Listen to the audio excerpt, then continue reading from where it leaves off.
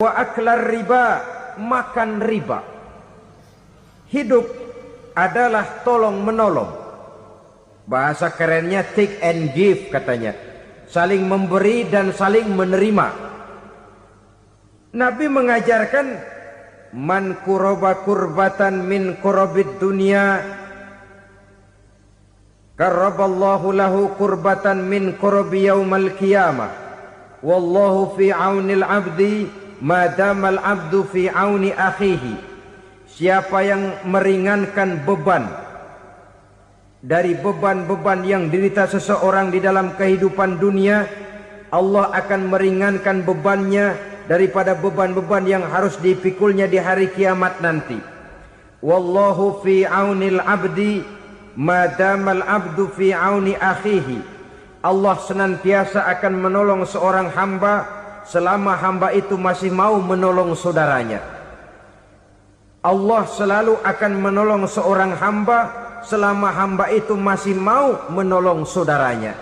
Apabila kita sudah berpangku tangan terhadap kesulitan orang lain, biasanya pun pada saat kita mendapat kesulitan, kita akan sulit juga memperoleh pertolongan. Nah, riba alias renten, kedoknya adalah menolong orang, tapi sama juga bulu buntutnya dilepas, palanya dicekek.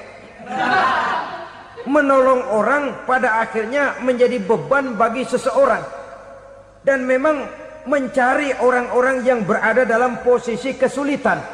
Biasanya di daerah-daerah di mana musim paceklik jadi lapangan kerja sulit, sedangkan urusan perut tidak bisa ditunda, akhirnya orang terjebak ke dalam rentenir, ke dalam riba, ke dalam renten. Bunga berbunga sehingga satu saat jumlah bunganya bisa lebih besar dari jumlah pinjaman pokoknya. Kemudian kalau juga ternyata tidak bisa dibayar, rumah jadi taruhan. Memang rumah satu-satunya, begitu rumah ditarik mulain camping. Bukankah pada akhirnya akan mewariskan kesengsaraan? Oleh karena itu, kepada kita berusahalah jangan berhubungan dengan rentenir, jangan makan renten dan riba. Kepada mereka yang melaksanakan riba, walaupun mendatangkan keuntungan materi, tapi percayalah harta yang didapat dengan jalan riba tidak akan membawa keberkahan. Manakala tidak membawa keberkahan, dia tidak akan mendatangkan ketenangan di dalam kehidupan kita. Oleh karenanya, memakan harta riba termasuk perbuatan yang merusak sendi-sendi kehidupan sosial, merusak kehidupan orang lain, merusak kehidupan masyarakat, tetangga, pergaulan dan sebagainya. Merusak akidah dan keimanan, merusak amal perbuatan yang sudah kita kerjakan, merusak sendi-sendi kehidupan sosial, pendek kata merusak segala hal di dalam kehidupan kita. Jauhilah olehmu 7 macam perkara yang merusak. Yang pertama, asyirku billah, menyekutukan Allah subhanahu wa ta'ala. Agama dimulai dari keyakinan, maka kehancuran agama selalu dimulai dari kehancuran keyakinan, iman atau akidah yang dimiliki oleh seseorang.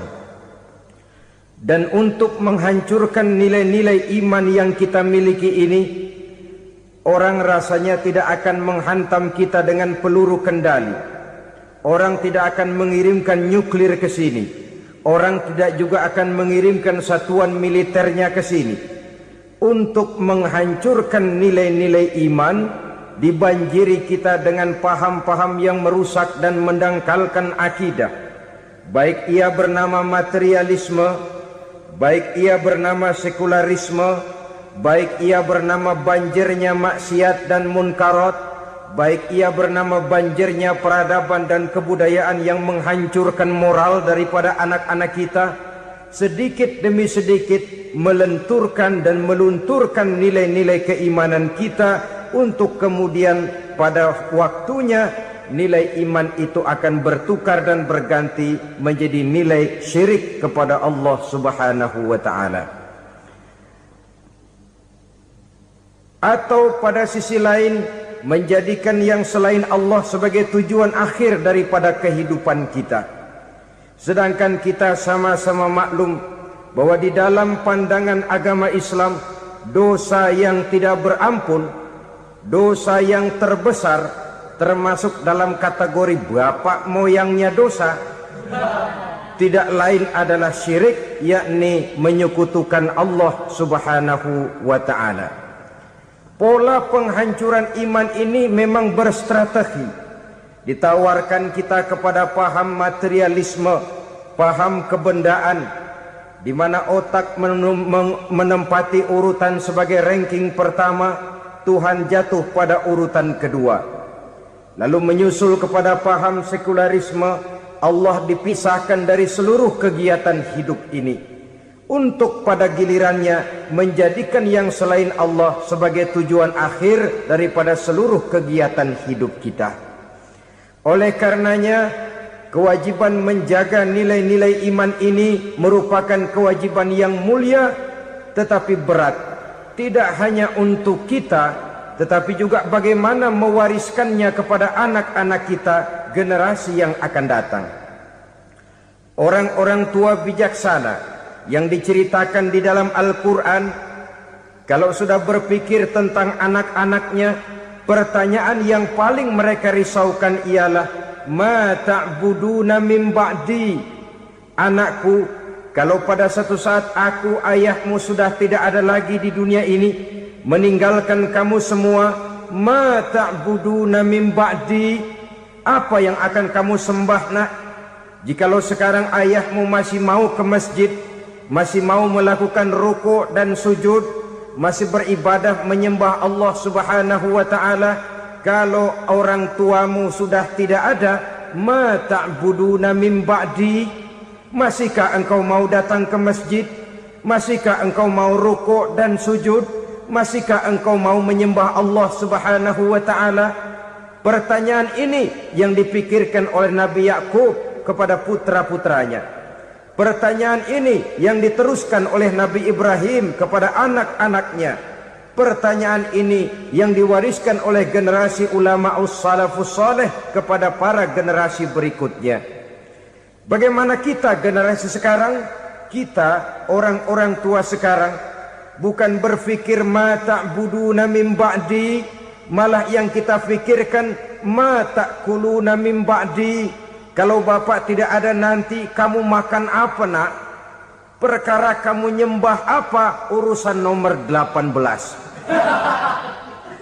Yang penting kamu nanti hidup bisa makan nak. Maka kita sibuk mewariskan harta kepada anak-anak kita. Kita sibuk mewariskan kebun dan tanah kepada anak-anak kita.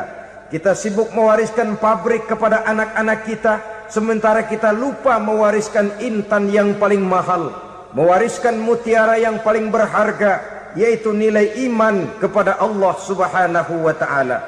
Alangkah baiknya apabila warisan harta, warisan tanah dan kebun, warisan rumah dan pabrik didasari lebih dahulu dengan mewariskan nilai iman kepada Allah Subhanahu wa ta'ala.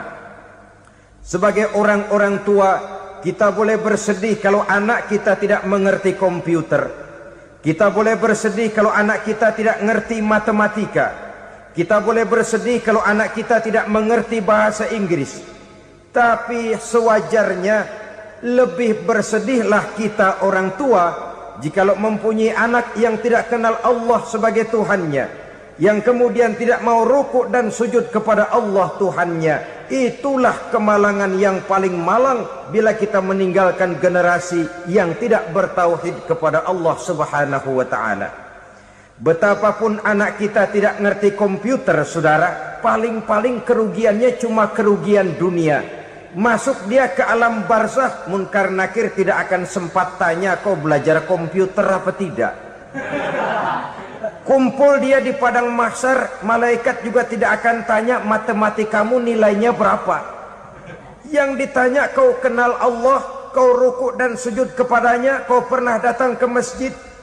Oleh karena itu sekali lagi, menjaga nilai iman tidak hanya untuk kita, tetapi juga mewariskannya kepada anak-anak kita, generasi yang akan datang. Sungguh kemalangan yang paling besar apabila kita meninggalkan anak-anak kita.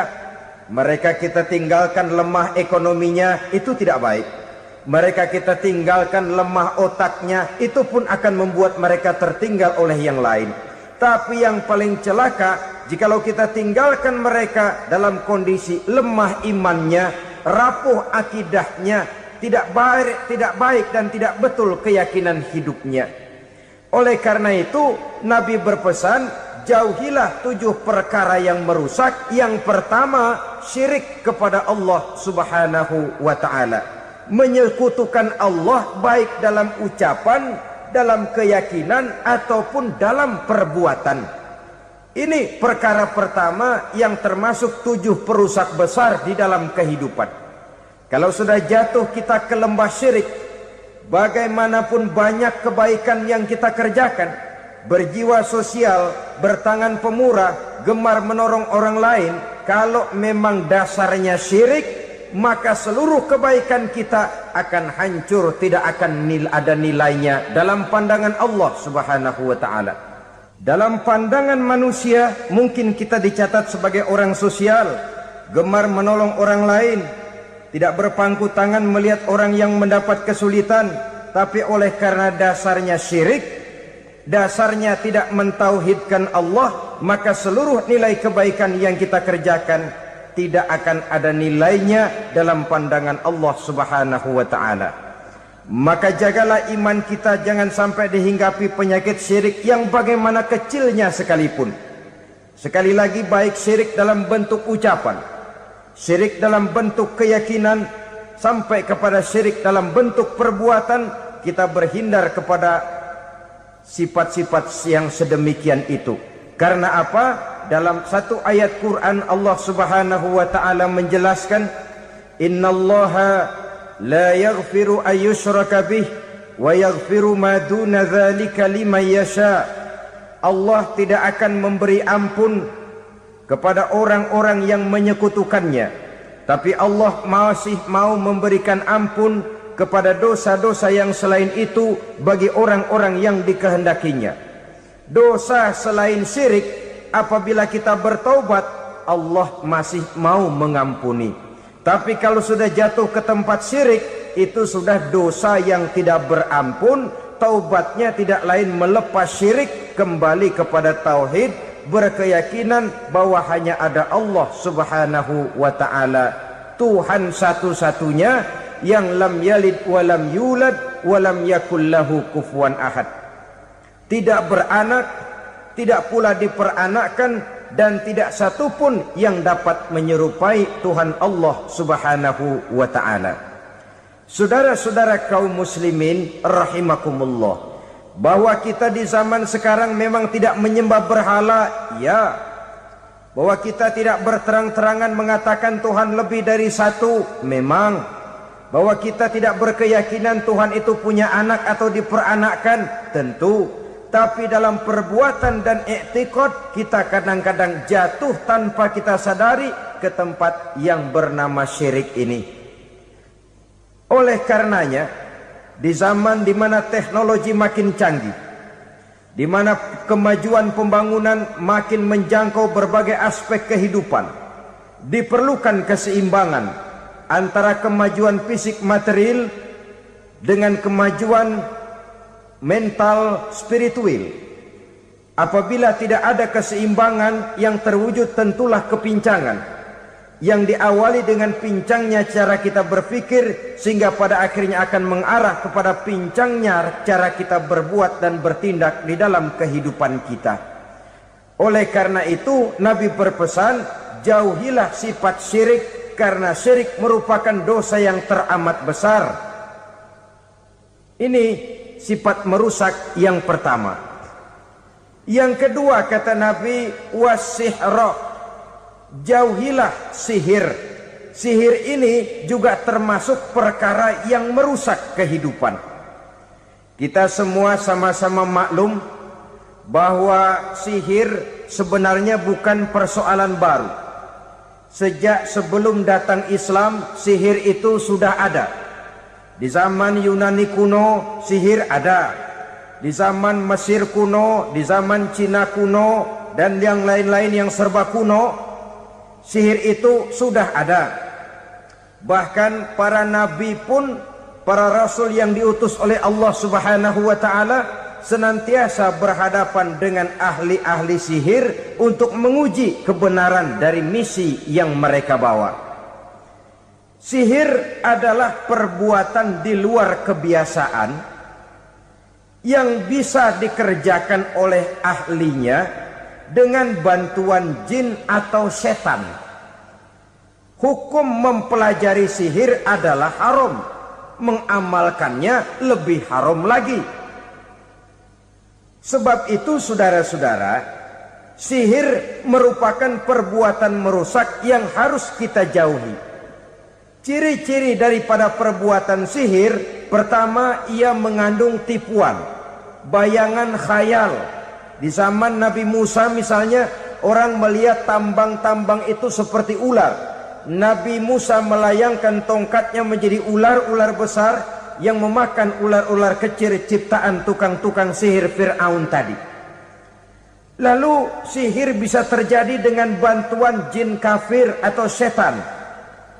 Kemudian ciri yang ketiga, sifatnya halus dan tersembunyi. Taruh kata ada seorang ahli sihir yang mempergunakan ayat-ayat Quran sebagai jompa-jampe, sebagai baca-bacaan, itu cuma sekedar kedok. Tujuannya tidak lain menjadikan agama sebagai ketok untuk membenarkan cara yang dimurkai oleh Allah Subhanahu wa ta'ala.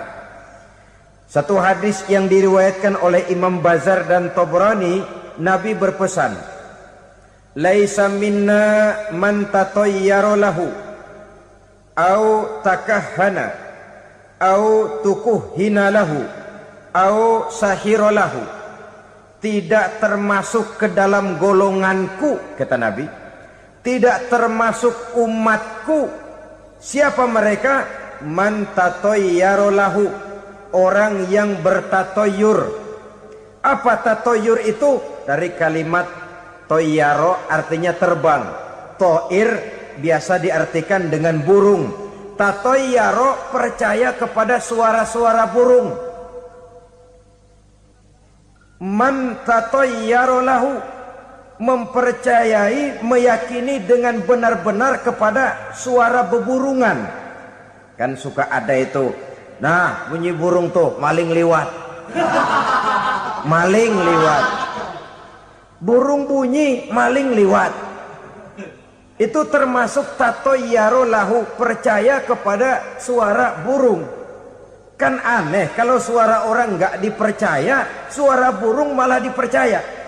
Ada ustadz ceramah, kiai ngaji, nggak mau didengerin, burung dengerin bener. Nah, suaranya dari sebelah mana? Belah kulon. Nah, itu tandanya ano. Habis dihitung-hitung. Itu termasuk tatayyara lahu. Au takahana, atau bertenung, au tukuhina, atau minta ditenungkan, au sahirolahu, atau melakukan perbuatan sihir atau minta disihirkan. Laisa minna, tidak termasuk ke dalam golonganku, kata Nabi. Sehingga dengan demikian saudara-saudara, menghadapi sihir dengan sihir sekalipun termasuk perbuatan yang tidak diajarkan oleh agama. Kita kan mempelajari sihir untuk jaga diri. Tidak apa-apa, yang dilarang mengamalkannya, dilarang juga mempelajarinya. Sebab orang kalau sudah mengetahui, biasanya lalu terangsang untuk mencoba. Kalau percobaannya berhasil, biasanya terangsang untuk coba lagi dan coba lagi. Pada akhirnya ketagihan, lalu beralih menjadi profesi, apalagi itu nanti bisa mendatangkan hasil uang. Saudara-saudara kaum muslimin rahimakumullah, kita manusia makhluk nyata, kita hidup di alam nyata, terikat oleh sunnatullah, causality. Oleh karenanya bagi kita keyakinan yang penuh, keikhlasan di dalam bertuhankan Allah, penyerahan diri sepenuhnya hanya kepadanya, itu sudah merupakan obat penangkal yang sangat ampuh agar kita tidak terkena penyakit-penyakit yang dibuat oleh setan dan para pembantunya. Sehingga beberapa ayat Quran mengajarkan, misalnya a'udzu bikalimatillahi tammati min syarri ma khalaq, atau bismillazi la yadurru ma'asmihi syai'un fil ardi wala fis sama, dengan menyebut nama Allah yang tidak bisa mendatangkan bahaya sedikit pun, dari baik yang datang dari langit maupun yang datang dari bumi. Jiwa yang kosong dari keyakinan yang penuh kepada Allah, jiwa yang penuh was-was dan ragu-ragu, itu yang mudah terserang oleh penyakit-penyakit yang dikerjakan oleh para tukang-tukang sihir, yaitu oleh setan dan seluruh para pembantunya. Kemudian hadis kedua yang diriwayatkan oleh Imam Ibnu Hibban, Nabi bersabda, la yadkhulul jannata mudminu khamrin wala mu'minu bisihrin wala qati'ur rahmin.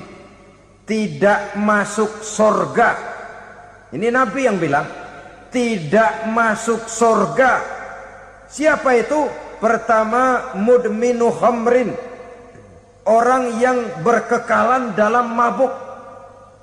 Selalu mudminun itu sudah menjadi perbuatan rutinnya, tidak kapok-kapoknya, teler seumur hidup. Mudminu khamrin, tidak masuk surga orang yang selalu bermabuk-mabukan. Yang kedua, wala mu'minu bisihrin, orang mukmin tapi main sihir. Ini juga oleh Nabi diperingatkan, tidak akan masuk surga orang mukmin tapi suka main sihir. Wala qati'ur rahmin, dan tidak juga orang yang memutuskan silaturahmi. Tiga macam manusia yang diperingatkan Nabi tidak akan masuk surga: orang yang selalu mabuk, orang mukmin yang main sihir, dan orang yang memutuskan silaturahmi. Saudara-saudara kaum muslimin rahimakumullah. Lalu orang berkata, kenapa dilarang kita bersihir? Padahal Rasul sendiri kan punya mukjizat. Nah, kita memang harus membedakan antara mukjizat dengan sihir. Dalam kehidupan agama kita kenal ada yang namanya mukjizat, ada yang namanya karomah atau keramat biasa diucapkan, ada yang namanya maunah, ada yang namanya irhas, ada juga yang namanya sihir. Kesemuanya ini berbeda, saudara-saudara. Yang dinamakan mukjizat itu khusus untuk para rasul saja. Satu kejadian luar biasa yang terjadi dilakukan oleh rasul atas izin dari Allah Subhanahu wa taala. Perbedaannya dengan sihir jelas. Sihir dari setan, mukjizat dari Allah. Sihir bisa dipelajari, mukjizat tidak. Sihir umumnya untuk maksud-maksud yang tidak baik, sedangkan mukjizat untuk memperkuat kebenaran yang disampaikan oleh para rasul dan ditentang oleh umatnya. Bahkan kafir Quraisy dahulu menganggap orang-orang ahli sihir itu berada dalam satu posisi yang hina, sehingga mereka mengatakan dan menuduh Nabi Muhammad sebagai tukang sihir. Tuduhan sebagai tukang sihir adalah tuduhan yang sangat aib dan hina. Di tengah masyarakat kufar jahiliyah, kedudukan tukang sihir dipandang sebagai kedudukan yang hina, sehingga mereka mengejek Nabi dengan sebutan tukang sihir. Jadi mukjizat hanya untuk Rasul saja. Kemudian karomah. Karomah ini asal kata dari karoma.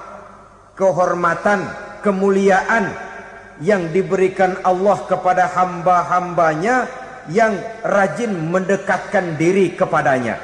Oleh karena ketekunannya melaksanakan ibadah, Allah memberikan keistimewaan kepada orang itu yang dengan keistimewaannya dia bisa mengerjakan yang tidak bisa dikerjakan oleh orang lain.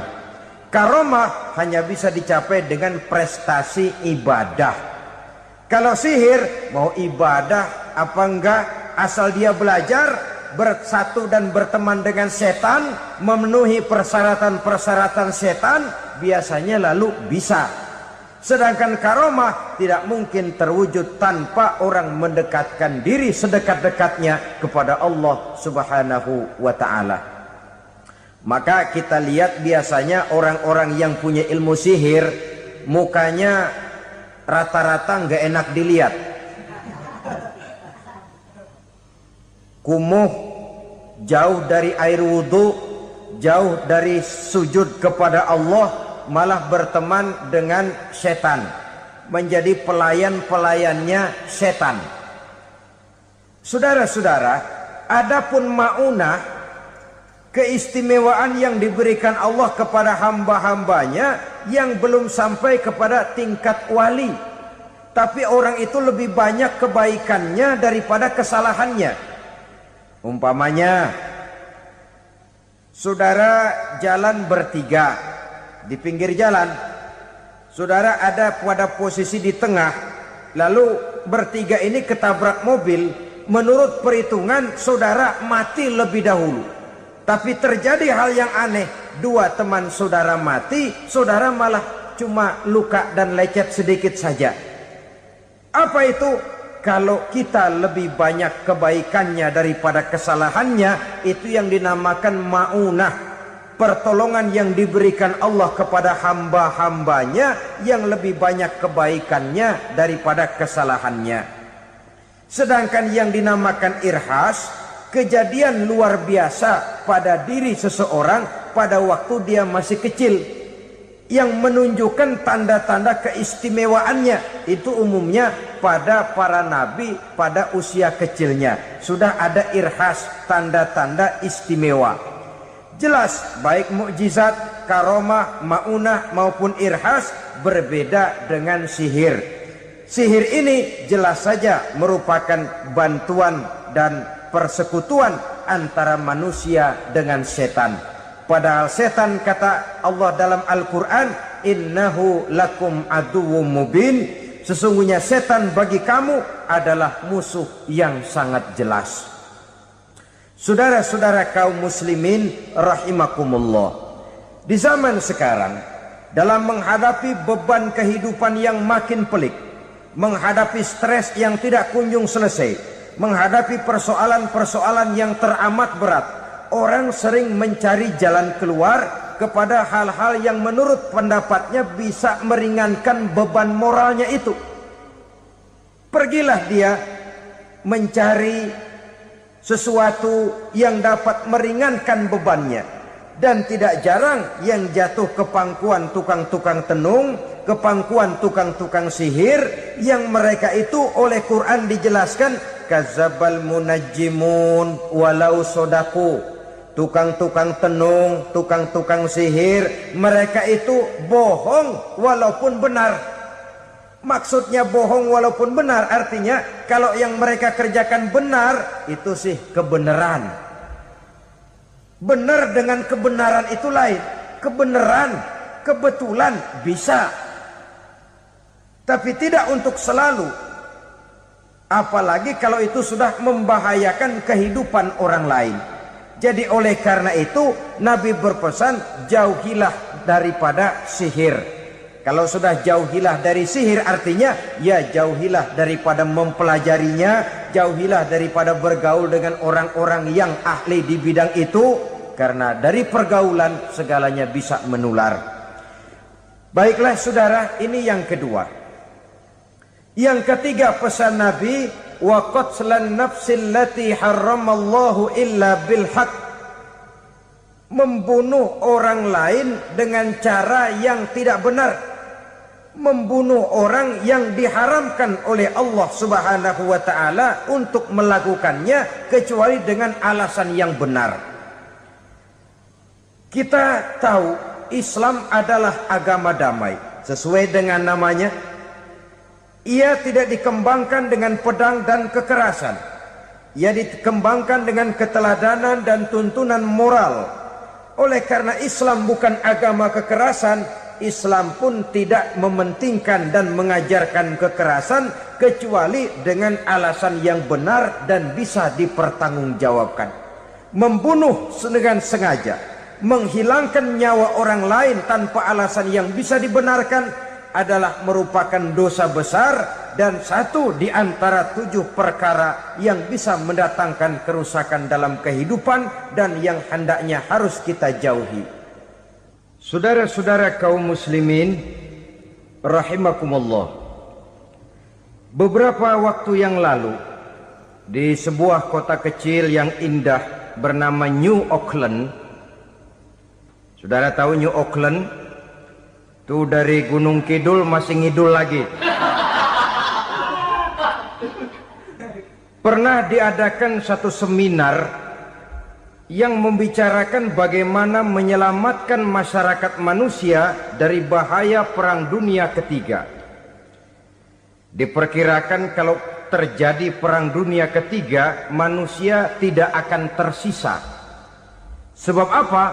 Pada waktu itu, cadangan nuklir yang dimiliki oleh bersama Amerika dan Rusia konon sudah sanggup memusnahkan 6 miliar manusia pada saat jumlah manusia baru 5 miliar.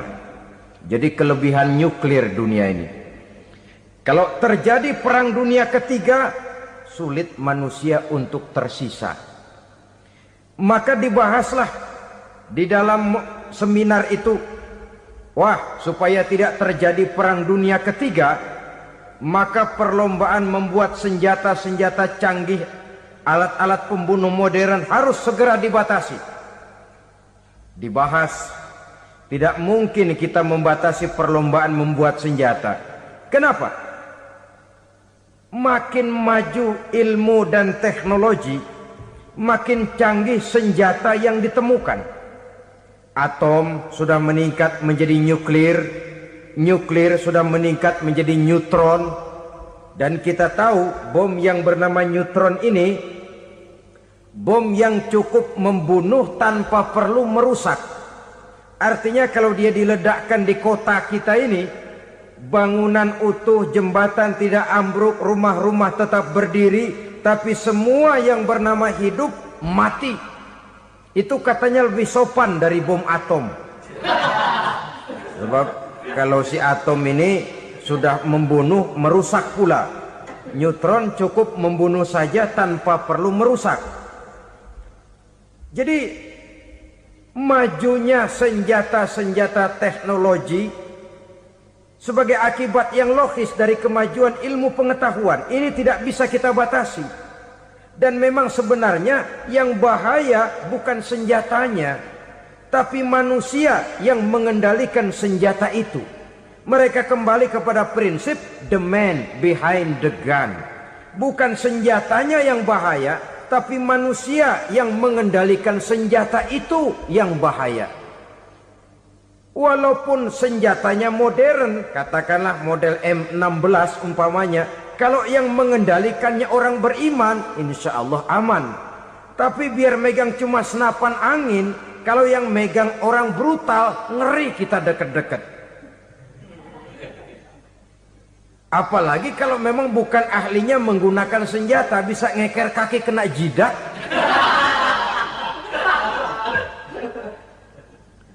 Mereka kembali kepada prinsip lama yang tetap baru, bukan senjatanya yang harus dibatasi, manusia yang mengendalikan senjata itu yang perlu dibicarakan. Nah, kalau begitu, agar manusia tidak mempergunakan senjata sewenang-wenang, apa yang harus kita lakukan? Ya, manusianya harus bermoral.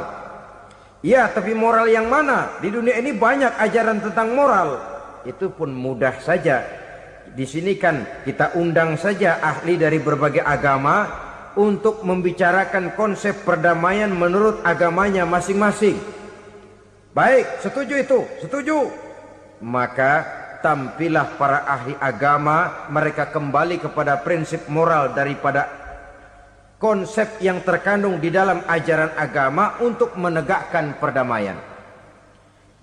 Mula-mula naiklah ahli dari agama Hindu, dibacakan konsep perdamaian menurut ajaran agama Hindu, bahwa untuk damai manusia harus meninggalkan nafsu keduniaannya, menempuh samsara dan sebagainya untuk mencapai nirwana, menjauhi kemegahan dan kemewahan dunia.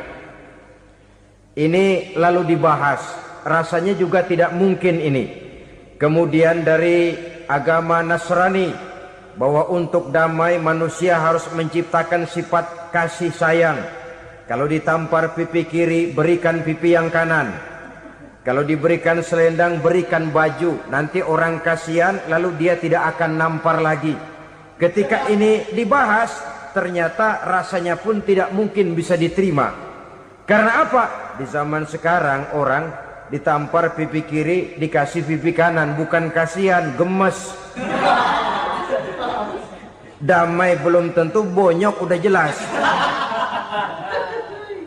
Lalu ketika dibacakan konsep perdamaian menurut Quran, di mana disampaikan ayat wa jazaa'u sayyi'atin sayyi'atun misluha faman afa wa aslaha fa ajruhu 'ala Allah. Balasan terhadap satu kejahatan adalah kejahatan yang seimbang, tetapi barang siapa yang memberi maaf dan mencari jalan damai, itulah yang terbaik dan akan mendapat pahala dari Allah Subhanahu wa ta'ala. Kamu tidak salah ditampar pipi kirimu, tampar lagi pipi kirinya sekeras dia menampar pipi kirimu.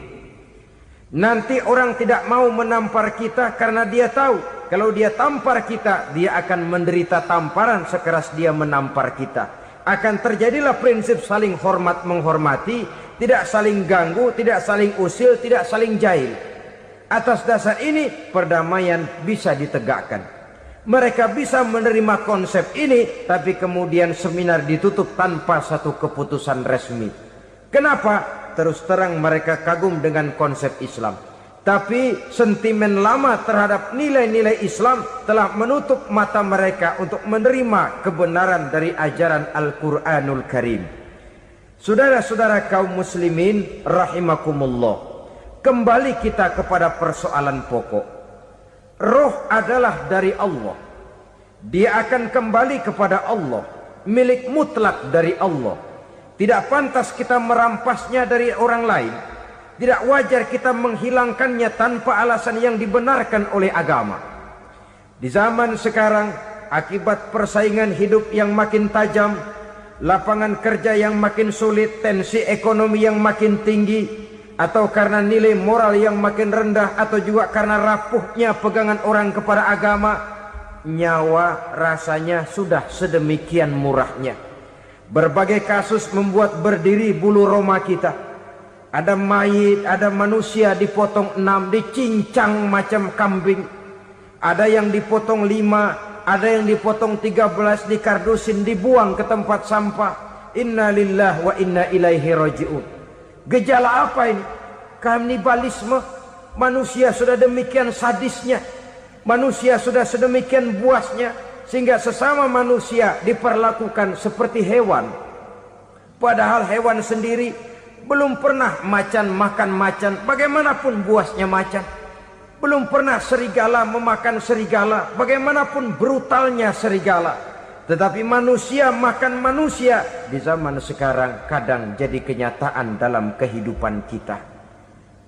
Kadang persoalannya remeh saja. Soal uang 200 perak, pisau bicara, nyawa melayang. Soal rokok sebatang, celurit bicara, nyawa melayang. Soal-soal yang sama sekali tidak prinsip, begitu mudah kita menghilangkan nyawa orang lain.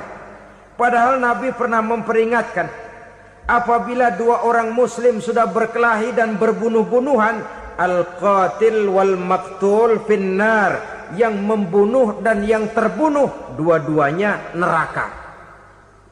Sahabat heran, ya Rasul, kalau yang terbunuh, kalau yang membunuh masuk neraka itu sih wajar, tapi yang terbunuh kenapa neraka juga? Beliau menjawab, dua-duanya sudah punya niat untuk saling membunuh. Niatnya itu yang diponten. Yang terbunuh cuman lagi apes aja, keduluan dia. Umpama tidak terbunuh, pasti dia yang akan membunuh. Oleh karenanya al-qatil wal maktul, yang membunuh dan yang dibunuh finnar, dua-duanya masuk ke dalam neraka. Islam menghormati kehidupan, tidak hanya terbatas kepada sesama muslim, orang-orang yang berlainan agama pun yang mau hidup berukun, damai, berdampingan dengan umat Islam, jiwa mereka, darah mereka dilindungi oleh nilai-nilai Islam yang disebut dengan kafir zimmi ini. Mengganggu mereka sama saja dengan mengganggu aku, kata Nabi. Jadi oleh karena itu sayangilah sesama. Kehidupan adalah anugerah Allah, bukan wewenang kita untuk mencabutnya dari orang lain, bukan wewenang kita untuk merampas dan menghilangkannya dari orang lain. Apa yang tidak enak terjadi pada diri kita, begitu pula lah apabila terjadi pada diri orang lain.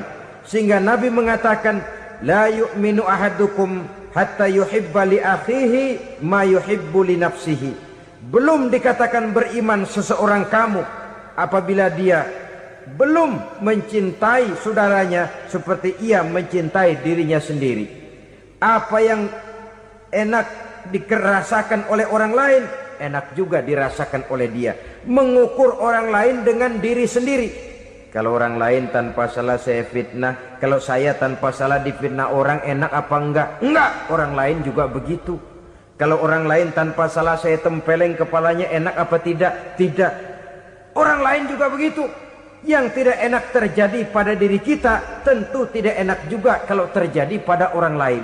Mengukur orang lain dengan diri sendiri, sehingga tidak timbul sifat egois, tidak menari di atas bangkai orang lain, tidak mendirikan kebahagiaan di atas untayan air mata orang lain.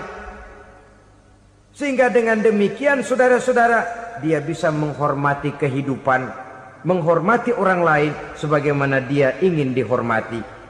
Inilah perbuatan ketiga yang merusak, membunuh orang lain dengan yang diharamkan Allah tanpa alasan yang benar. Yang ketiga. Kemudian yang keempat, perbuatan merusak wa aklar riba, makan riba. Hidup adalah tolong menolong. Bahasa kerennya take and give katanya. Saling memberi dan saling menerima. Nabi mengajarkan, man kuraba kurbatan min kurabid dunya karaballahu lahu kurbatan min kurabi yaumal qiyamah wallahu fi aunil abdi madamal abdu fi auni akhihi. Siapa yang meringankan beban dari beban-beban yang derita seseorang di dalam kehidupan dunia, Allah akan meringankan bebannya daripada beban-beban yang harus dipikulnya di hari kiamat nanti. Wallahu fi aunil abdi madamal abdu fi auni akhihi. Allah senantiasa akan menolong seorang hamba selama hamba itu masih mau menolong saudaranya. Allah selalu akan menolong seorang hamba selama hamba itu masih mau menolong saudaranya. Apabila kita sudah berpangku tangan terhadap kesulitan orang lain, biasanya pun pada saat kita mendapat kesulitan, kita akan sulit juga memperoleh pertolongan. Nah, riba alias renten, kedoknya adalah menolong orang, tapi sama juga bulu buntutnya dilepas, palanya dicekek. Menolong orang pada akhirnya menjadi beban bagi seseorang. Dan memang mencari orang-orang yang berada dalam posisi kesulitan. Biasanya di daerah-daerah di mana musim paceklik, jadi lapangan kerja sulit, sedangkan urusan perut tidak bisa ditunda, akhirnya orang terjebak ke dalam rentenir. ke dalam riba, ke dalam renten, bunga berbunga sehingga satu saat jumlah bunganya bisa lebih besar dari jumlah pinjaman pokoknya. Kemudian kalau juga ternyata tidak bisa dibayar, rumah jadi taruhan. Memang rumah satu-satunya, begitu rumah ditarik mulain camping. Bukankah pada akhirnya akan mewariskan kesengsaraan? Oleh karena itu, kepada kita berusahalah jangan berhubungan dengan rentenir, jangan makan renten dan riba. Kepada mereka yang melaksanakan riba, walaupun mendatangkan keuntungan materi, tapi percayalah harta yang didapat dengan jalan riba tidak akan membawa keberkahan. Manakala tidak membawa keberkahan, dia tidak akan mendatangkan ketenangan di dalam kehidupan kita. Oleh karenanya, memakan harta riba termasuk perbuatan yang merusak sendi-sendi kehidupan sosial, merusak kehidupan orang lain, merusak kehidupan masyarakat, tetangga, pergaulan dan sebagainya. Yang kelima, wa akla malil yatim, memakan harta anak yatim dengan cara yang zolim. Nih, memang lezat. Anak yatim itu nggak tahu urusan apa-apa. Kita diamanahkan untuk mengurusinya. Kadang-kadang dibentuklah panitia penyantunan yatim piatu. Yatimnya mah tetap kelaparan, panitianya yang pada gendut.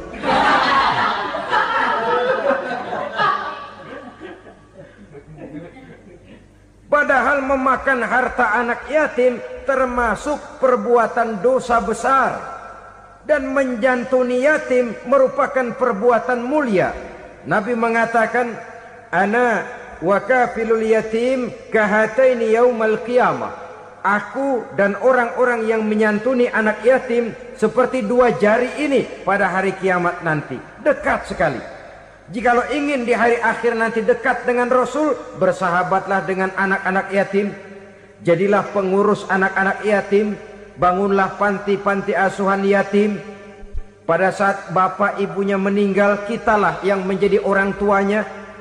Bahkan sedemikian besar perhatian Islam terhadap anak-anak yatim ini, sehingga Quran memberikan peringatan, ara'aital ladzi yukadzibu bid-din fadzalikal ladzi yad'ul yatim wa la yahuddu ala ta'amil miskin.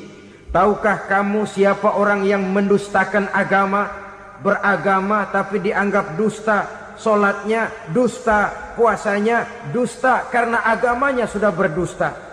Siapa mereka? Fadzalikal ladzi yad'ul yatim, orang yang menyia-nyiakan anak yatim, wala yahuddu ala ta'amil miskin, dan tidak pernah memberi makan kepada orang-orang yang menderita kemiskinan. Menyia-nyiakan, meninggalkan anak yatim termasuk perbuatan yang divonis kita sebagai orang yang mendustakan agama. Saudara-saudara kaum muslimin rahimakumullah, maka sangat dicela mengeksploitir anak-anak yatim, menjadikan mereka sebagai kedok untuk mencari kekayaan pribadi. Tetapi jikalau ikhlas, ganjarannya sangat besar, nilai pahalanya sangat besar. Menyantuni yatim tidak hanya setahun sekali. Kalau Muharram pakai istilah lebaran yatim, dibentuklah panitia, diberilah beras, uang 4-5 ribu rupiah, alhamdulillah. Tapi jangan lupa, si yatim tidak hidup cuma satu hari. Dia tidak hidup cuma di bulan Muharram saja. Dia hidup 12 bulan dalam setahun. Sebagaimana anak-anak yang lain, dia juga berhak punya masa depan. Dia juga berhak menikmati bangku sekolah. Dia berhak mengenyam arti dan makna pendidikan. Dia berhak membekali diri dengan ilmu dan pengetahuan, seperti halnya anak-anak yang lain. Maka kita yang diberikan keluasan oleh Allah, ingatlah itu, bersahabatlah dengan anak-anak yatim, santuni mereka. Perkara setahun sekali di bulan Muharram, alhamdulillah, itu bagus, bin Thayyib alias baik. Tapi tentu dan tentu sekali lagi, si yatim tidak hanya hidup di bulan Muharram. Dia hidup 12 bulan dalam setahun. 24 jam dan di dalam sehari. Oleh karenanya menyia-nyiakan mereka pada saat posisi kita memang mampu akan memojokkan kita dalam satu posisi di mana kita dianggap sebagai orang yang mendustakan agama, memakan harta anak yatim dengan cara yang zolim. Bapaknya udah meninggal, kebunnya lebar, anaknya dikelecehin. Nah, dah kamu gak usah pusing, nanti saya yang ngurus. Akhirnya bukan ngurus, nguras. Si yatim mungkin tidak tahu bahwa dia disia-siakan, haknya diambil, miliknya dizolimi.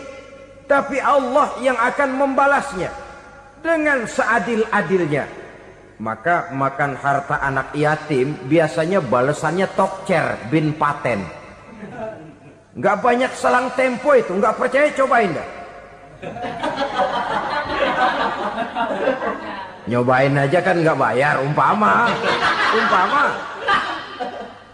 memakan harta anak yatim dengan cara yang zolim, ganjarannya biasanya kontan. Kenapa? Ratapan si miskin, untayan air matanya, jeritan kepedihan hatinya, membuka pintu langit, permohonannya diijabah, getaran hatinya didengarkan oleh Allah, maka balasannya biasanya kontan, spontan, tidak menunggu waktu terlalu lama. Itu di dunia, belum lagi di akhirat nanti.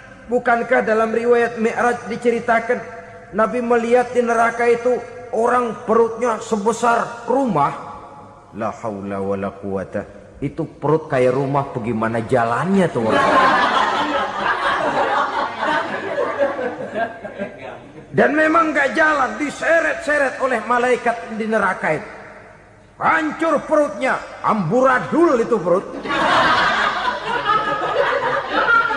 Berantakan isinya, dibulatkan lagi, diseret lagi, hancur lagi, dibulatkan lagi.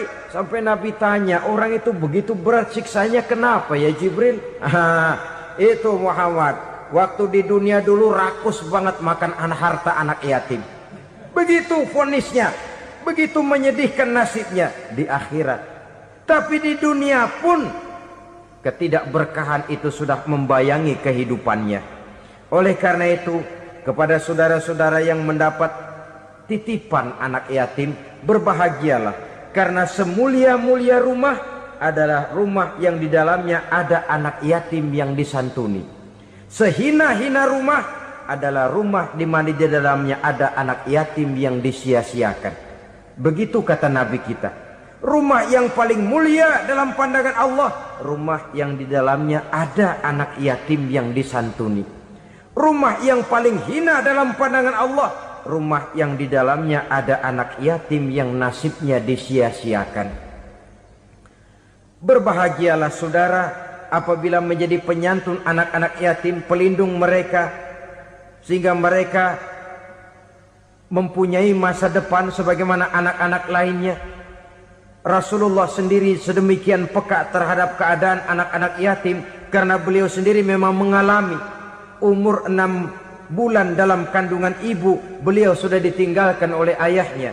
Pada saat berusia 6 tahun, ibu sudah meninggal. Yatim piatu dalam usia di mana beliau sedang perlu belas kasih seorang ibu dan pengertian seorang bapa. Kepekaan itu lalu timbul, bahkan kemudian sampai kepada beliau berkata, aku dan orang yang menyantuni anak yatim seperti jari tengah dan jari telunjuk di hari akhirat nanti. Sedemikian dekatnya. Baiklah ya, jadi yang kelima, memakan harta anak yatim. Jauhi karena ini perbuatan yang merusak. Yang keenam, watawalli yaumaz zahfi, melarikan diri pada hari pertempuran. Apa ini? Khianat. Tidak konsekuen dengan konsep perjuangan. Pada mulanya keras benar teriak, berantas korupsi, ganyang korupsi. Cuma karena belum dapat giliran. Begitu dia naik dapat kesempatan, korupsinya lebih edan dari yang diteriakinya.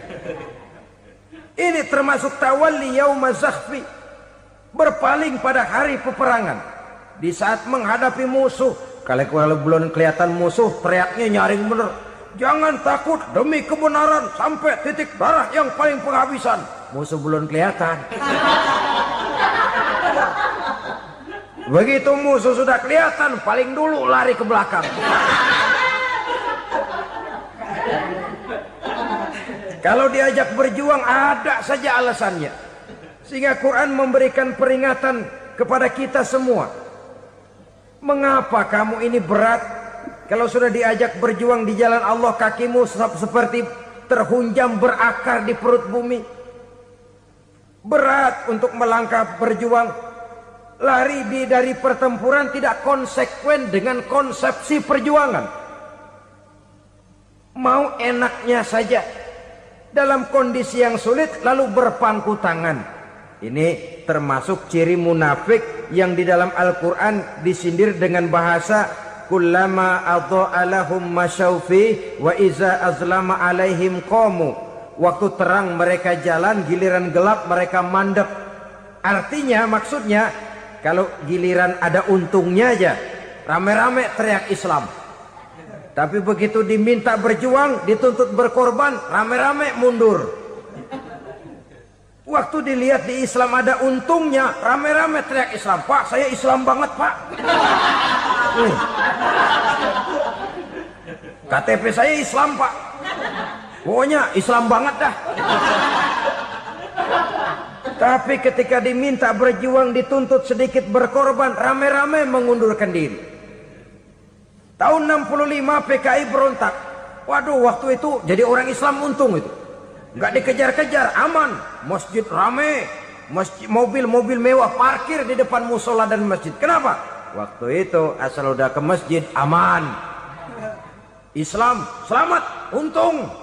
Tapi begitu keadaan aman, yang parkir di musola sepeda butut melulu.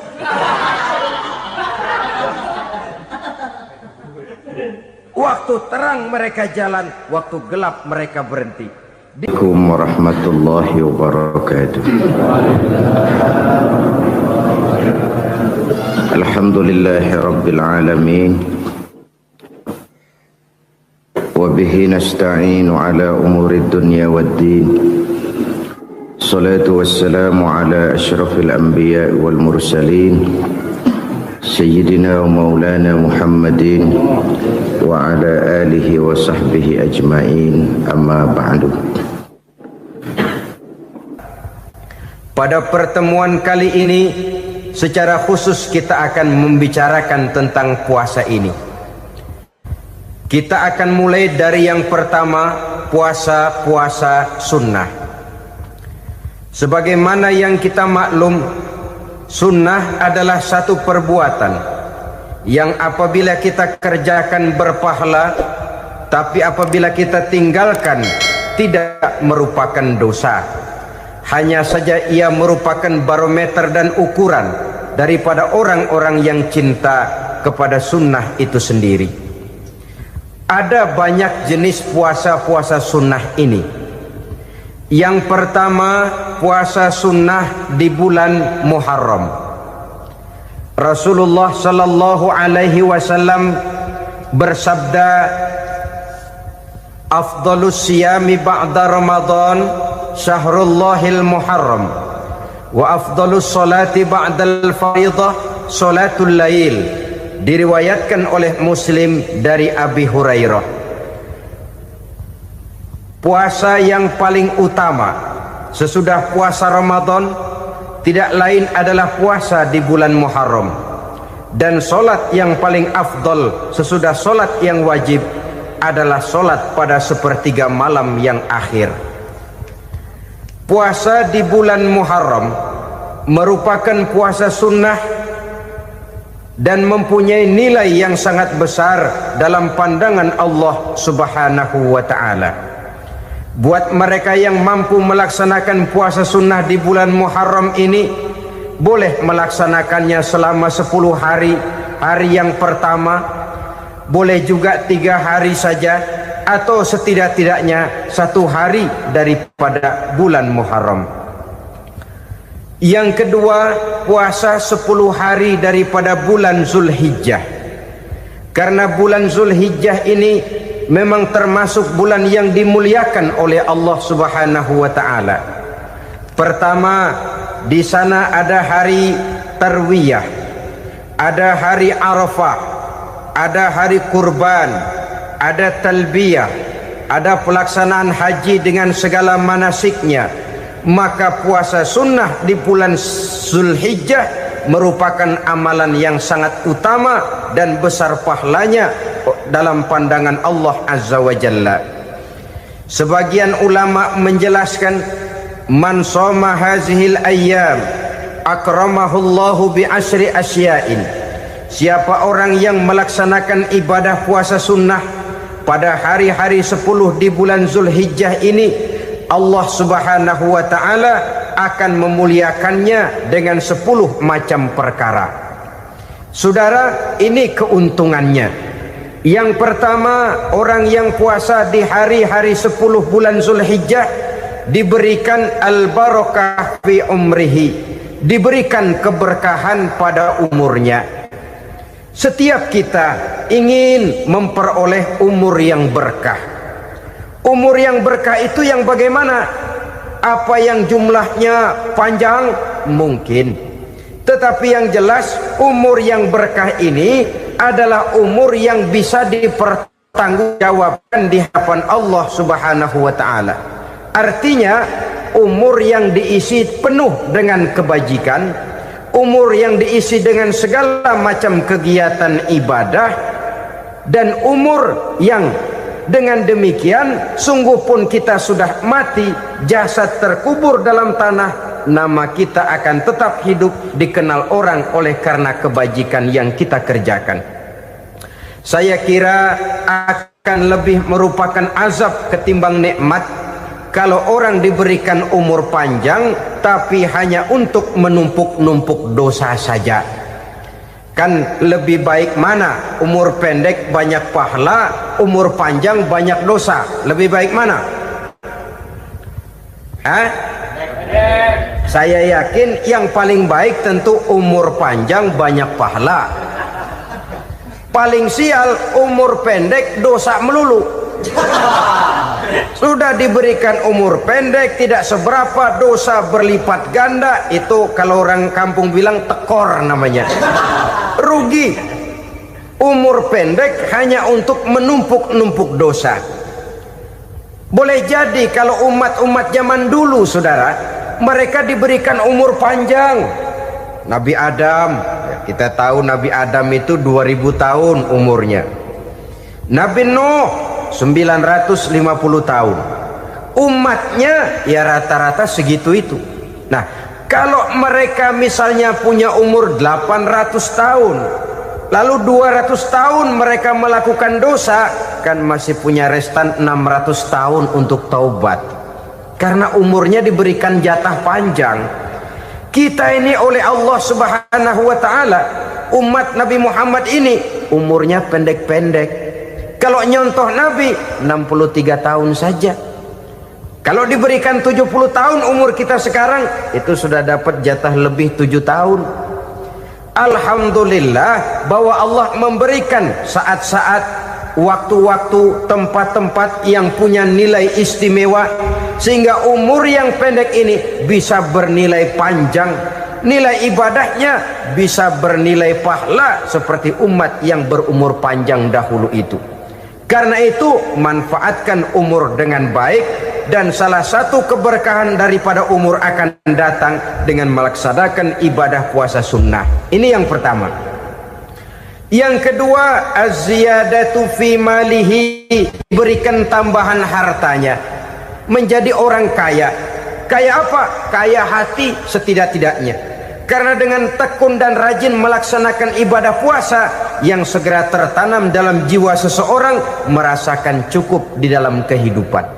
Itulah dia orang yang paling kaya, orang yang hidupnya paling cukup. Kalau orang sudah merasa cukup dalam hidupnya, maka itulah dia orang yang kaya. Saudara-saudara kaum muslimin rahimakumullah, puasa sunnah memberikan tambahan harta, usahanya berkembang, dengan demikian membawa keberkahan, hartanya makin bertambah, akan menunjang ibadahnya kepada Allah, lebih memantapkan dan membawa ketenangan dalam hidupnya. Itu termasuk berkahnya melaksanakan puasa sunnah itu. Yang ketiga, al-hifzu fi iyalihi, diberikan penjagaan, perlindungan terhadap keluarganya, anaknya sehat, sanak famili dan handai tolannya terjaga dan terpelihara dari segala malapetaka, dari segala mara bahaya, kesehatannya terjamin dan terpelihara. Itu sudah merupakan modal yang sangat besar di dalam kita mengarungi kehidupan. Sebab rasanya sulit untuk bahagia, duit kita banyak sekali, usaha kita selalu mendatangkan untung yang berlipat ganda. Tapi sebentar-sebentar anak kita sakit, yang ampek, yang korengan, yang kena musibah, ndak tak karu-karuan sakit, berobat sampai jutaan rupiah. Itu kan sudah tidak membawa kebahagiaan. Uang masuk yang begitu banyak jumlahnya, habis akhirnya untuk berobat saja. Sebenarnya hitung-hitung ya seri-seri juga. Usaha berhasil, duit banyak, habis untuk berobat. Lah sama juga saudara-saudara. Jadi dengan demikian, biar duit kita banyak, asal keluarga pada sehat saja, udah enak bener itu. Duit banyak, ekonomi cukup, keluarga sehat, nikmat rasanya menjalani kehidupan ini. Yang kiamat sudah duit kagak barang seperak, keluarga ampek semua. Kiamat sudah. Saudara hadirin yang saya hormati, jadi yang ketiga, Allah memberikan pemeliharaan terhadap keluarganya. Satu kali orang dipelihara Allah, tidak satu kekuatan pun yang bisa mencelakakan. Satu kali orang disengsarakan Allah, tidak satu tenaga pun yang mampu menyelamatkannya.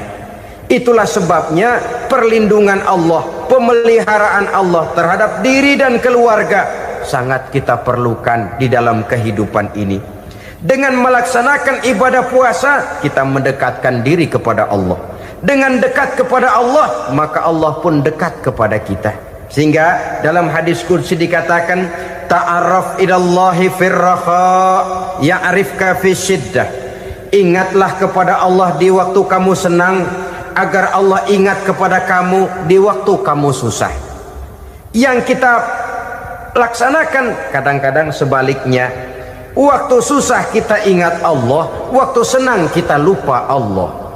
Akhirnya nanti pada waktu kita melarat, kebelangsak, susah dan sebagainya, pertolongan tidak akan datang kepada kita. Benar, ta'arraf ilallah firraha ya'rifka fi syiddah.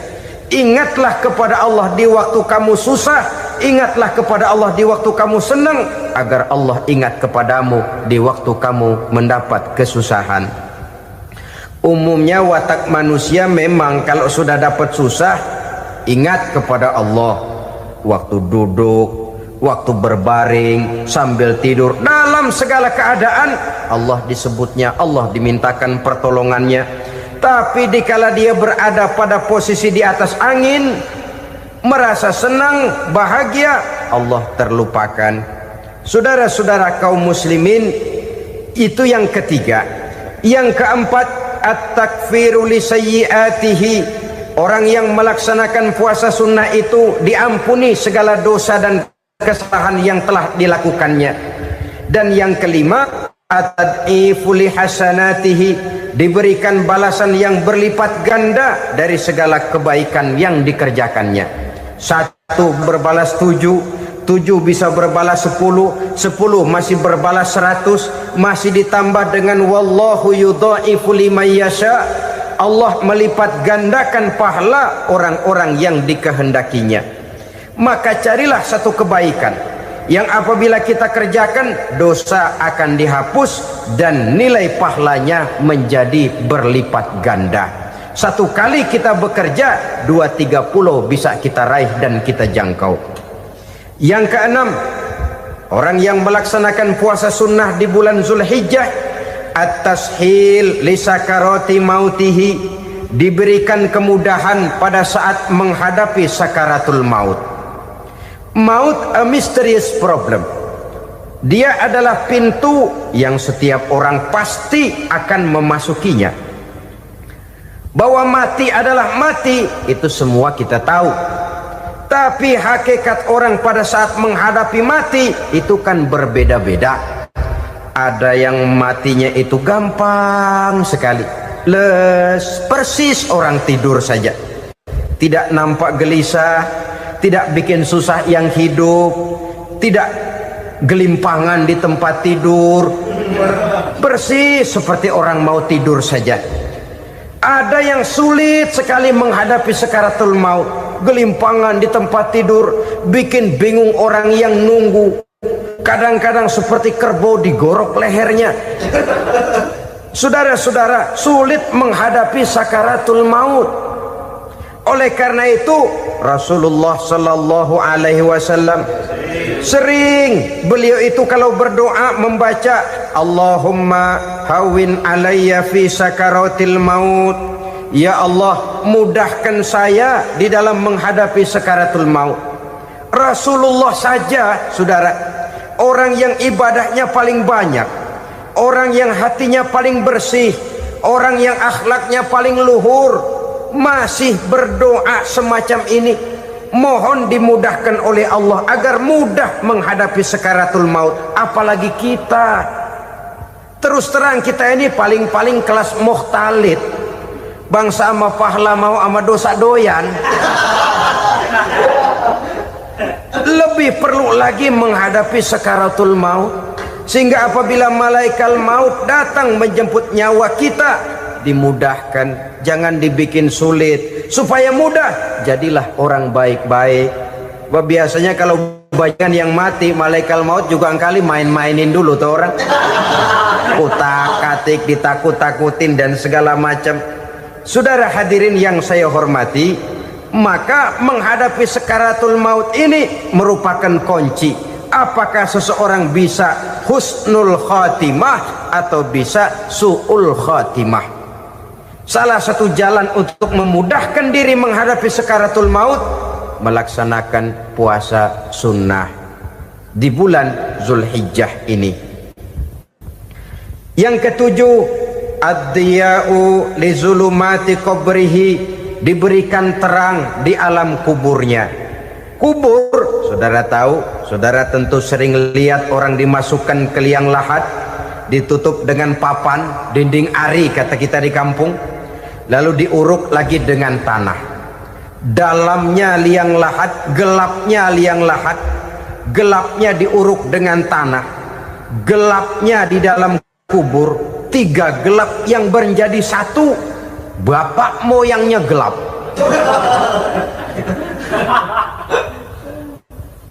Puasa sunnah ini merupakan terang di alam kubur kita nanti. Yang kedelapan, at-tasqil limizanihi, diberikan keringanan pada timbangan di hari akhirat nanti. Bahwa setelah dibangkitkan dari kubur, setiap kita akan menghadapi perhitungan, akan ditimbang segala macam kebaikan dan segala macam kejahatan yang pernah kita lakukan di dalam kehidupan. Orang yang melaksanakan ibadah puasa sunnah, at-tasqilu limizanihi, diberikan keringanan timbangan hari akhiratnya nanti. Yang kesembilan, an-najah minal bala, diberikan keselamatan dari segala macam bencana. Dan yang ke-10, as-su'ud ala darajatihi, diberikan ketinggian, naik derajatnya, derajat di dunia, lebih-lebih lagi derajat di akhirat nanti. Ini keutamaan yang diberikan Allah Subhanahu wa ta'ala kepada mereka yang melaksanakan ibadah puasa 10 hari di bulan Zulhijjah menurut penjelasan sebagian dari para ulama kita. Jadi setelah puasa Muharram ada lagi puasa Zulhijjah. Kemudian puasa sunnah yang ketiga, puasa sunnah pada hari Senin dan hari Kamis. Apa sumber hukumnya?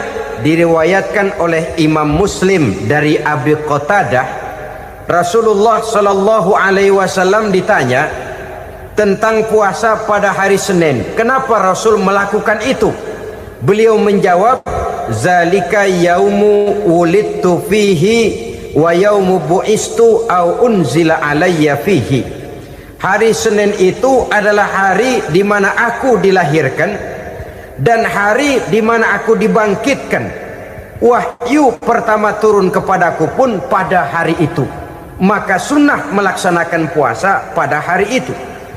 Adapun hari Kamis, ada hadis yang diriwayatkan oleh Imam Turmuzi dari Abi Hurairah, Nabi bersabda, tu'radul a'malu yaumul isnaini wal khamisi fa uhibbu an yu'rada amali wa ana sha'im. Disetor amal setiap manusia pada hari Senin dan pada hari Kamis. Maka aku ingin, kata Nabi, agar pada saat amalku disetor itu aku sedang puasa. Jadi malaikat itu menurut riwayat ini mencatat dan menyetorkan catatan amalan seseorang pada hari Senin, hari Kamis. Tiap hari Senin amalan kita disetor oleh malaikat. Catatan terakhir tentu yang sedang kita kerjakan, sehingga yang masuk daftar, saya tinggalkan orang ini, dia sedang puasa, karena naik catatan amalnya pada hari Senin. Kamis diangkat lagi, catatan paling akhir, saya tinggalkan orang ini, dia sedang puasa. Itu makna fa uhibbu ay yu'rada amali wa ana shaim.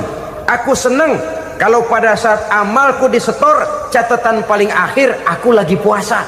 Satu keistimewaan. Alangkah celaka tiap amalan disetor kita sedang berbuat jahat. Senin, Kamis, teler, mabok, judi. Tiap amalan disetor, catatan akhirnya saya tinggalkan si fulan lagi teler. Laporan Senin.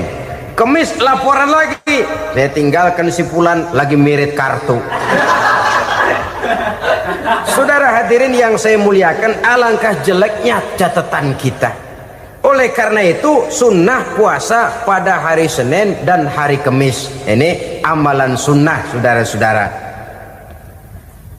Dan oleh karena ini amalan sunnah, sebagian ulama memberikan penjelasan, walaupun lupa niat, kalau sudah malam itu lupa niat, boleh niatnya sudah siang puasa sunnah ini, dengan catatan dari pagi belum makan apa-apa. Malam saudara lupa, tahu-tahu ingat ini hari Senin, ini hari Senin, dah jam 10, niatlah jam 10 itu sah puasanya, asal dari pagi belum makan apa-apa. Tapi kalau sudah dapat 2 piring baru niat jam 10, itu lain, ngojek namanya.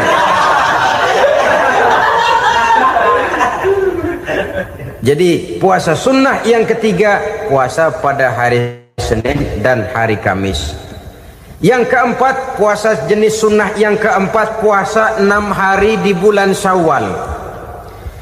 Diriwayatkan oleh Imam Muslim dari Abi Ayyub bahwa Nabi bersabda, man shoma ramadhana summa atba'ahu sittan min Syawal kana kasyamid dahri. Barang siapa yang berpuasa di bulan Ramadan kemudian diikutinya dengan 6 hari di bulan Syawal, maka dia seolah-olah seperti orang yang berpuasa 1 abad lamanya. Allahu Akbar. Demikian besar keuntungannya. 6 hari di bulan Syawal sama dengan orang yang berpuasa 1 abad lamanya. Ini fadailul a'mal, saudara-saudara. Jangan diartikan karena memang sudah puasa 6 hari bulan Syawal, Ramadan tahun depannya lantas nggak puasa. Kenapa? Ukurannya sudah 1 abad. Bukan itu pengertiannya. Ini mendorong orang memberikan ganjaran pahala yang sedemikian besar. 6 hari setelah Ramadan, artinya di bulan Syawal. Tidak pada hari pertama Syawal, karena haram hukumnya berpuasa pada hari fitri itu. 6 hari di bulan Syawal. Tinggal lihat yang mampunya saja. Boleh berurutan, boleh tidak berselang-seling, boleh. Asal saja jumlahnya 6 hari selama masih bulan Syawal itu. Hari ini 3 hari lagi, 4 hari lagi, diselang-seling atau berurutan, itu juga lebih baik. Puasa sunnah 6 hari daripada bulan Syawal. Kemudian yang kelima, puasa sunnah 3 hari pada setiap bulan. 3 hari pada setiap bulan. Diriwayatkan oleh Imam Bukhari dan Muslim dari Abi Hurairah. Abi Hurairah bercerita, "Ausani khalili sallallahu alaihi wasallam bisalasin." Kekasih saya Rasulullah berwasiat kepada saya, memesankan benar-benar kepada saya untuk melaksanakan 3 amalan yang terpuji. Pertama, siyamu salasati ayyamin min kulli syahrin. Puasa 3 hari dalam setiap bulan. Ini wasiat yang pertama. 3 hari pada setiap bulan. Tidak peduli bulan apa saja. Dalam artian ya bulan menurut perhitungan Islam ya. Muharram, Safar, Rabiul Awal, Rabiul Tsani, Jumadal Ula, Jumadil Akhir, Rajab, Sya'ban, Ramadan, Syawal, Zulqa'dah, Zulhijjah dan selanjutnya. 3 hari pada setiap bulan. Tanggalnya tanggal berapa saja. Lebih utama pada yang disebut Yaumul Bid, yaitu hari-hari di mana bulan menunjukkan purnama. Tanggal 13, tanggal 14 dan tanggal 15 pada setiap bulannya itu disunahkan melaksanakan puasa. Itu wasiat pertama, puasa 3 hari pada setiap bulan. Wasiat yang kedua, waraqatai duha, melaksanakan sholat duha sekurang-kurangnya 2 rakaat. Itu wasiat yang dipesankan benar kepada saya, kata Abi Hurairah. Pertama, puasa 3 hari pada setiap bulan. Yang kedua, usahakan jangan meninggalkan 2 rakaat minimal daripada sembahyang duha. Kita tahu sembahyang duha itu sembahyang sunnah di waktu pagi seketika matahari naik sepenggalahan. Sekurang-kurangnya 2 rakaat, sebanyak-banyaknya 8 rakaat. Di antara fadilah atau keutamaan daripada sholat duha ini yaitu menyangkut masalah rezeki dan usaha. Kemudian wasiat yang ketiga, wa an utira qabla an anama. Beliau sangat berwasiat kepada saya untuk sholat witir sebelum tidur. Artinya sholat malam sebagai amalan sunnah di dalam kehidupan kita. Jadi saudara-saudara, dalam hidup ini kita akan selalu berbentur dengan keperluan. Kalau pada satu saat kita sudah sampai kepada tahap berpikir ini keperluan saya, tentu hal-hal semacam ini akan kita kerjakan. Kita belum tergerak melaksanakan ini semua oleh karena barangkali kita merasa belum memerlukannya. Karena itu marilah kita berusaha di samping melaksanakan puasa yang wajib juga melaksanakan puasa yang sunnah di dalam kehidupan kita. Ini jenis puasa-puasa yang sunnah. Kemudian yang kedua, ada macam puasa yang disebut puasa nazar. Hukum pelaksanaannya wajib apabila nazarnya sudah terwujud. Puasa nazar, puasa yang dikaitkan dengan suatu persoalan. Umpamanya, kalau saya lulus ujian, saya akan puasa 1 minggu lamanya.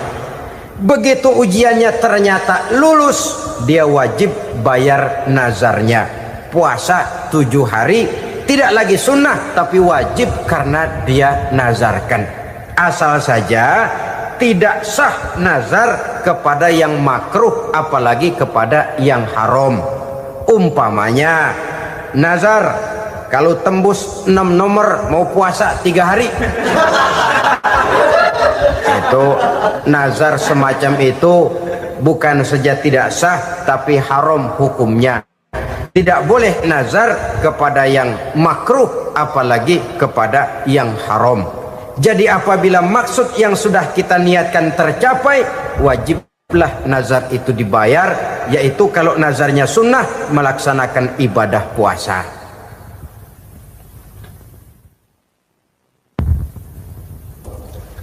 Jenis puasa yang ketiga kita kenal dengan puasa wajib, dan ini kita laksanakan pada bulan suci Ramadan. Tentang teknis pelaksanaan ibadah puasa di bulan Ramadan sudah pernah saya bicarakan pada pertemuan tentang Ramadan dan Idul Fitri. Pada kesempatan ini saya hanya ingin mengajak bahwa di dalam melaksanakan ibadah puasa Ramadan ini, marilah kita mengadakan evaluasi. Kenapa demikian? Barangkali secara jujur, walaupun agak berat, saya masih harus berkata, masih banyak di antara kita umat Islam yang di dalam melaksanakan suatu ibadah terjebak dalam rutinitas ritual. Apa itu rutinitas ritual? Itu bahasa susah. Berhubung saya tidak ingin bicara yang susah-susah, kita bicara yang mudah-mudah saja. Maksud saya, banyak di antara kita umat Islam yang di dalam melaksanakan suatu ibadah itu hanya dengan prinsip asal sekadar gugur kewajiban saja.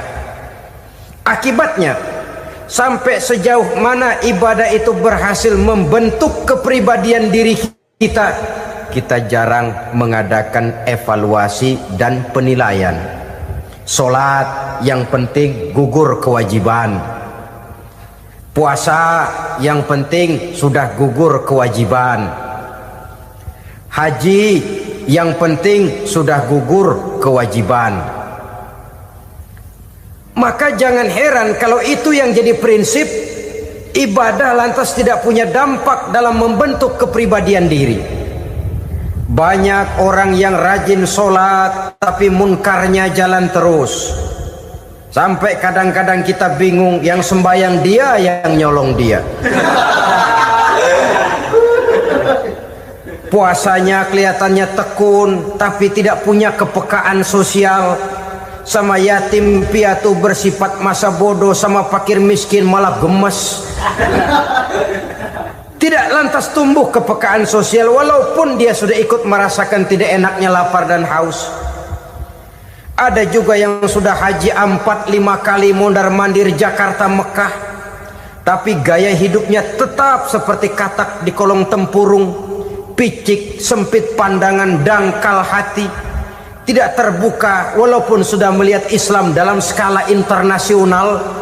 Yang dia lihat, yang dia saksikan, yang dia pandang tidak sanggup menggugah dan mengubah jiwanya, tidak bisa mewarnai pandangan hidupnya.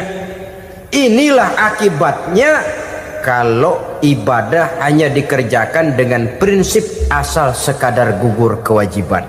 Hasilnya yaitu tadi, hajinya cuma menang topi putih sama serban. Sholatnya cuma prinsip asal gugur kewajiban. Begitu juga puasanya, begitu juga zakatnya dan ibadah-ibadah lainnya.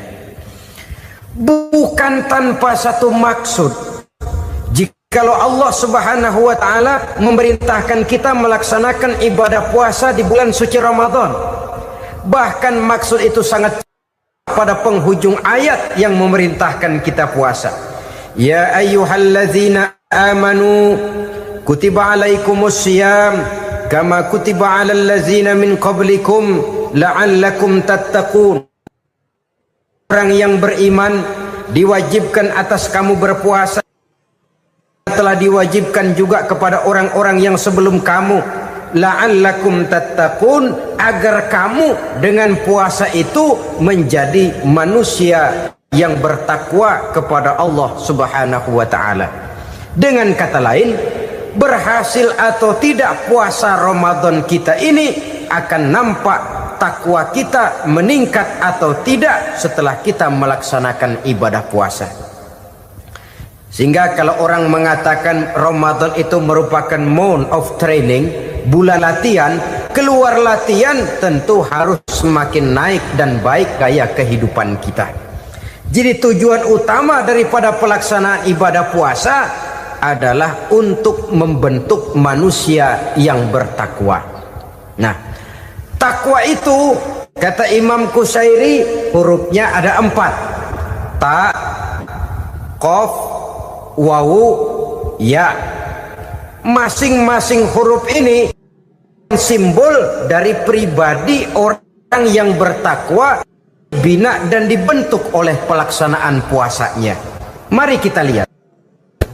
Huruf ta adalah lambang dari sifat tawadhu, rendah hati. Orang yang bertakwa, orang yang tidak mempunyai sifat sombong. Puasa menanamkan kita kesadaran terhadap kelemahan, terhadap keterbatasan, terhadap segala ketidakmampuan yang kita miliki. Ya Allah, baru sehari nggak kena makan, nggak kena minum, sudah begini lemesnya. Puasa memang, kalau pagi orang masih sehat, masih terdorong oleh sahur, siang masih lumayan, tapi zuhur ke atas biasanya mulai sikap lemah manusiawi, keterbatasan kekuatan biologis itu mulai nampak. Dari sini tanam satu kesadaran. Kalau begitu apa yang mau disembuhkan di hadapan Allah? Kaya, siapa sih orang paling kaya? Ilmu, siapa sih orang paling pintar? Pangkat, siapa sih orang paling tinggi jabatannya? Dari sifat semacam ini lahir introspeksi, rasa mawas diri, timbul sifat tawaduknya, rendah hatinya, tidak melonjak menjadi angku dan sombong lantaran sedikit kemampuan dan kekuatan yang dimilikinya. Lalu untuk sikap yang lebih jauh, terwujudlah, terbentuklah apa yang dinamakan stabilitas temperatur batin. Orang tetap konstan menjaga nilai-nilai idealisme yang pernah dimilikinya. Dia mulai dengan adil, dia berjalan tetap dengan keadilan, dan dia berakhir juga tetap dalam keadilan. Jangan mulainya adil, tengahnya setengah adil, di akhirnya malah zolim sama sekali. Ini tidak punya stabilitas temperatur batin. Kan banyak orang begitu toh. Mulanya benar, belakangan mau benar sendiri. Mulanya sudah rela berkorban buat kepentingan orang banyak, belakangan malah selalu mengorbankan kepentingan orang banyak. Waktu di bawah rajin baca ayat kursi, dapat kursi lupa ayat. Stabilitas temperatur batin tertipu oleh perasaan seolah-olah situasi dan kondisi sudah serba memungkinkan, sudah serba menguntungkan. Orang yang dibentuk pribadinya oleh pelaksanaan ibadah puasa, dia sadar apapun keberhasilannya, apapun kedudukannya, apapun nilai kekayaannya, itu cuma sebagian kecil sekali dari apa yang ada pada zat Allah Subhanahu wa ta'ala. Hati tidak takabur, sesuai dengan namanya takabur dari kalimat takabbaro ya takabbaru, membesar-besarkan diri. Orang yang suka membesar-besarkan diri, orang yang tidak yakin bahwa dirinya orang besar, lalu dibesar-besarkan dirinya. Sebenarnya itu sudah satu sikap di mana dia tidak percaya kepada diri sendiri. Dirinya sebenarnya bukan apa-apa, cuma ingin dianggap besar, lalu dibesar-besarkan. Takabbur namanya. Puasa sekali lagi melatih kita menanamkan kesadaran akan kelemahan dan keterbatasan kita sebagai makhluk. Itu sikap tawadhu. Fir'aun, saudara tahu Fir'aun, lama-lama dia jadi raja, lupa diri dan lupa daratan, melonjak menjadi angku dan sombong sampai kepada puncak kekurang ajarannya, memproklamirkan dirinya menjadi Tuhan. Hitler juga begitu. Pendeknya, orang manakala tidak ada kesadaran tentang dari mana segalanya berasal dan kemana segalanya akan kembali, dia mudah out of control. Kalau sudah out of control, maka dia akan melakukan perbuatan yang melampaui batas. Itu yang pertama. Jadi orang takwa, orang yang rendah hati, salah satu tujuan daripada pelaksanaan ibadah puasa menanamkan sikap rendah hati. Dari sikap rendah hati ini yang timbul lalu apa? Kepekaan sosial. Kalau saya puasa, saya sudah merasakan bagaimana tidak enaknya lapar. Saya sudah merasakan bagaimana tidak enaknya haus. Tapi bagaimanapun saya lapar cuma sebentar, saya haus cuma sebentar. Selesai maghrib lapar saya hilang, haus saya hilang. Bagaimana yatim piatu, orang-orang tua jompo yang perlu santunan, orang-orang miskin yang terkapar di kolong-kolong jembatan, yang tiap hari merasakan perasaan seperti ini tanpa tahu kapan hidup dan nasibnya akan berubah, tidur beratapkan langit berselimut koran. Kalau demikian saya ini beruntung. Kalau demikian apa yang bisa saya lakukan untuk mereka? Kepekaan sosial ini lalu timbul dalam apa yang orang sekarang namakan solidaritas kesetiakawanan sosial. Hidup tidak hanya untuk kepentingan diri dan perutnya sendiri saja, tapi mau menolong, mau membantu orang yang memang memerlukan bantuan dan pertolongan itu sendiri. Jangan setelah tahu lapar tidak enak, haus tidak enak, tapi kita tidak mau tenggang rasa, tidak mau timbang rasa. Begini loh tidak enaknya lapar, begini loh tidak enaknya haus. Ini terjadi pada diri saya masih mampu, masih berbuka puasa. Bagaimana yang tiap hari merasakan seperti ini? Tidak Ramadan, tidak Syawal, tidak Zulqa'dah, tidak Zulhijjah, selalu kelaparan dan kehausan. Dari sana timbul kepekaan sosial.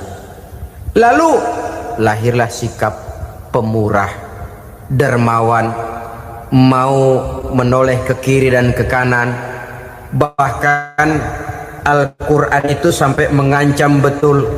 Ara'aital ladzi yukadzibu bid-din fadzalikal ladzi yad'ul yatim wa la mendustakan agama. Islam mendustakan Islam. Salat dia tapi mendustakan salat. Puasa dia tapi mendustakan puasa. Siapa mereka itu? Fadzalikal ladzi yad'ul yatim. Merekalah orang-orang yang meninggalkan anak-anak yatim. Wa la yahuddu ala ta'amil miskin, dan tidak pernah memberi pertolongan, tidak memerintahkan memberi makan kepada fakir miskin, walaupun dia berada pada posisi dan kondisi yang memang dia mampu. Nah, kalau dia tidak mampu itu lain soal. Dia mampu, dia tahu dan dia diam saja. Itu termasuk yukadzibu biddin. Orang-orang yang mendustakan agama. Berlindung kita kepada Allah, jangan sampai termasuk ke dalam kelompok itu. Yang kedua saudara, huruf takwa itu qaf. Qaf adalah lambang dari sifat qanaah. Qanaah artinya merasa cukup. Puasa melatih kita untuk bersikap cukup dalam hidup.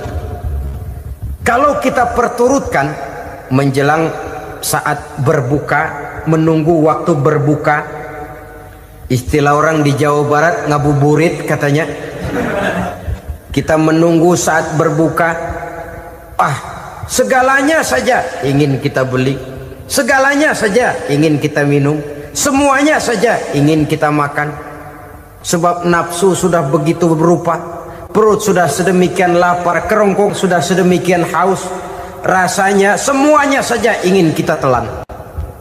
Tapi tahukah kita bahwa setelah maghrib berbunyi, berapa banyak yang kita makan, berapa banyak yang kita minum?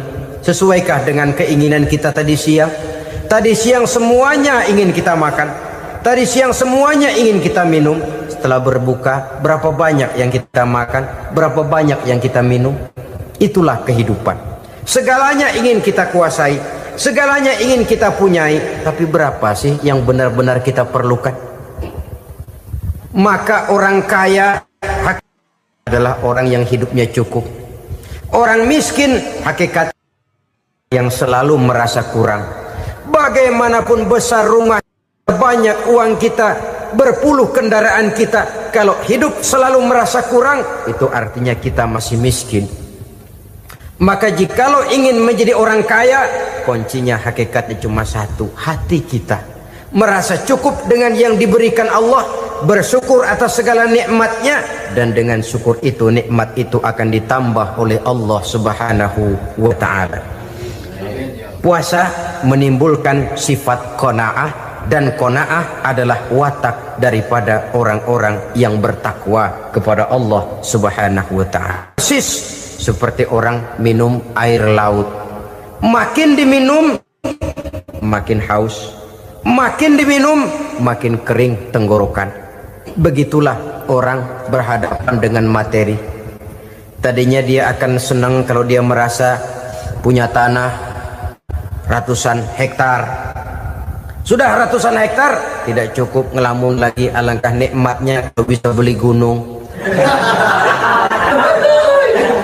Gunung dibeli. Sudah punya gunung, lihat laut, aduh kalau laut juga bisa dibeli, beli lagi laut. Sudah punya laut, lihat ke atas, langit ada yang jual apa enggak ya?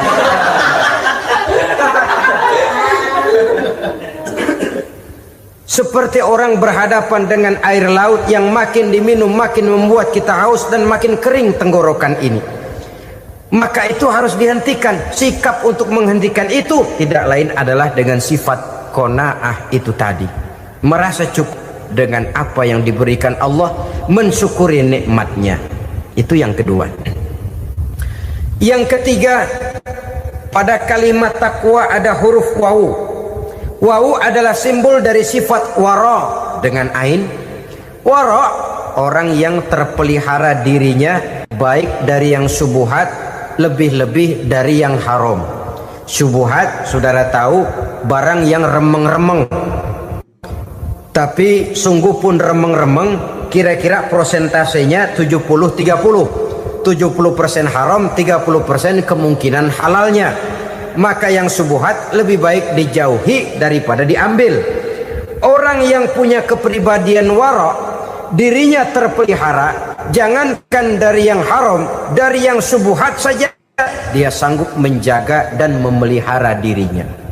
Oleh karena itu saya heran kalau orang di bulan Ramadan dia sanggup menjaga diri di waktu siang dari jenis makanan yang halal, dari jenis minuman yang haram. Ada tahu nganggur di meja siang, enggak dia makan. Ada air teh nganggur di meja siang, enggak dia makan. Padahal itu jenis makanan dan minuman yang halal. Tapi ketika datang maghrib, dia berbuka dengan makanan yang dibeli dari uang yang dihasilkan dengan cara yang haram. Bukankah itu sesuatu yang terbalik? Bukankah dengan demikian sudah tidak lagi menimbulkan sikap yang bisa memelihara dan menjaga kepribadian diri? Orang yang membiasakan diri terpelihara dari yang syubhat apalagi yang haram, maka baik yang dipakainya, yang diminumnya, yang dimakannya terdirilah dari barang-barang yang baik yang dihalalkan oleh agama. Wara. Kemudian yang keempat, pada huruf kalimat takwa ada huruf yakin.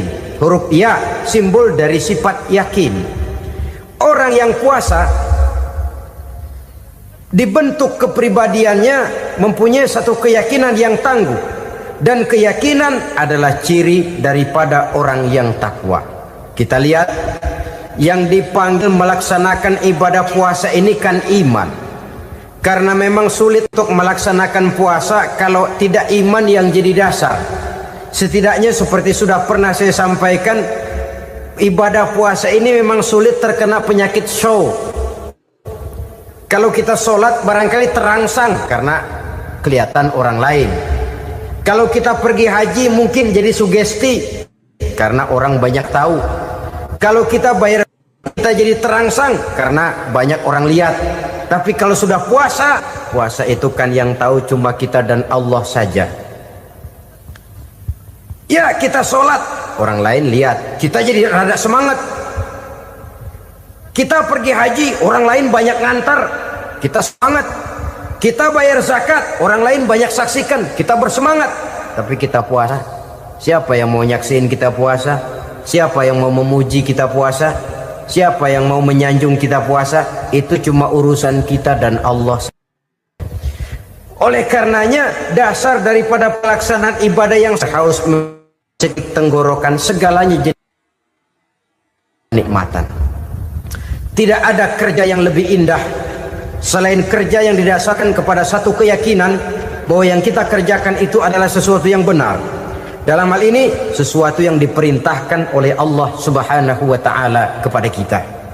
Saudara-saudara kaum muslimin rahimakumullah, demikianlah titik evaluasi kita.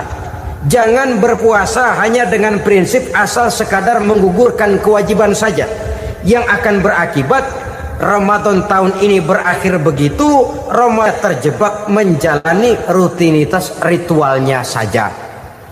Bahkan kadang-kadang yang nyata betul, Nabi menganjurkan tingkatkan ibadah pada 10 hari yang akhir di bulan Ramadan, tanggal 20 sampai akhir Ramadan. Yang kita praktekkan malah kegiatan ibadah kita justru menurun pada 20 Ramadan yang akhir.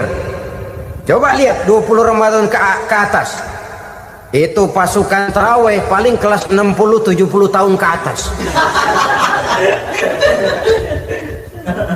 Kemana yang lain? Sudah berpikir menghadapi lebaran, berpikir pulang mudik, berpikir macam-macam. Akibatnya konsentrasi ibadah lalu buyar. Dianjurkan Rasul, tingkatkan ibadah pada 10 hari yang terakhir. Kita malah makin ke akhir makin lancip.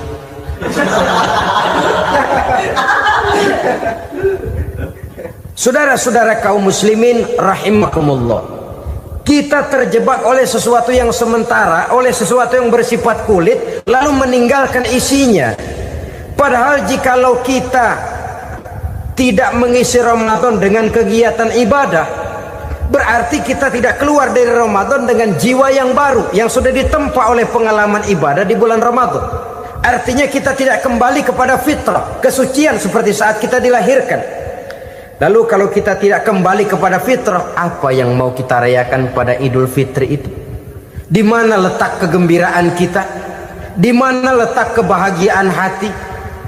Kembalikah kita kepada fitrah? Tidak. Benarkah puasa yang kita kerjakan? Kelihatannya juga tidak. Adakah dampak dari pelaksanaan ibadah dalam pribadi kita? Tidak. Kadang-kadang Ramadan selesai malah teriak merdeka.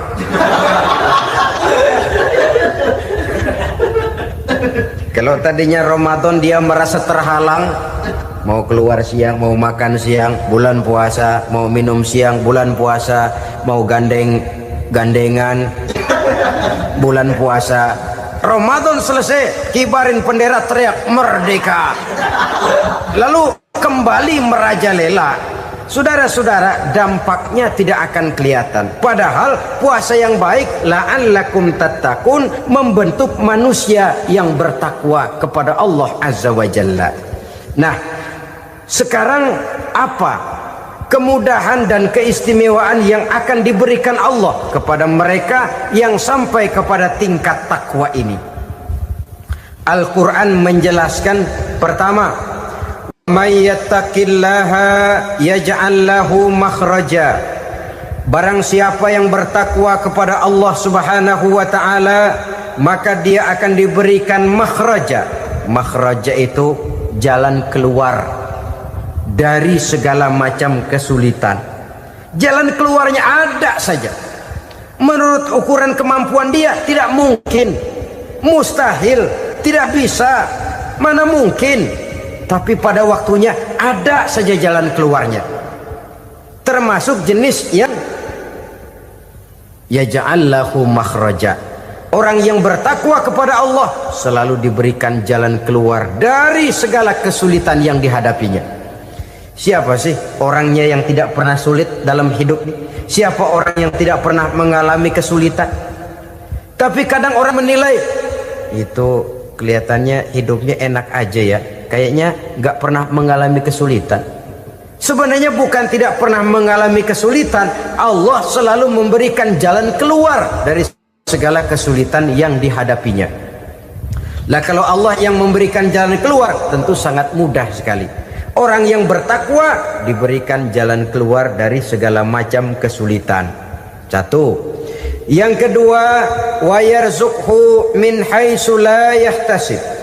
Dia akan diberikan rezeki oleh Allah dengan jalan yang tidak disangka-sangka.